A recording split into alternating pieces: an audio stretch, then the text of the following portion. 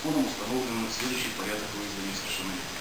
Значит, если несовершеннолетний выезжает в сопровождении обоих законных представителей, то есть папа и мама, естественно, никаких согласий больше нет. Если несовершеннолетний выезжает в сопровождении одного из законных представителей, ну, скажем, мамы, согласия отца нет.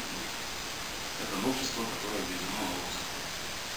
Если ребенок выезжает в сопровождении третьего лица, а к третьим лицам относятся все, которые не являются законными представителями, значит, согласие обоих законных представителей, то есть и папы, и мамы, обязательно. Кроме того, законом установлен перечень документов, который может служить, являться документом взамен согласия второго законного представителя, если по определенным причинам его получить невозможно, ребенок выезжает с третьим лицом. Это может быть решение суда. Это может быть документ о том, что законный представитель находится в розыске. Это может быть документ о том, что законный представитель признан умершим, либо известно отсутствующим.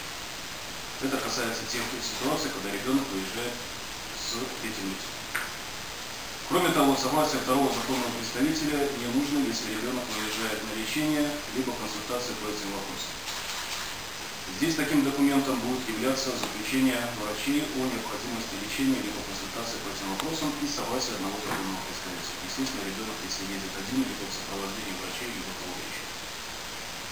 И еще один момент, который также вызывает массу вопросов, если ребенок выезжает на оздоровление. Значит, под оздоровлением наши папа и мама регулярно понимают, что если ребенок ездит на юг, то он едет на оздоровление.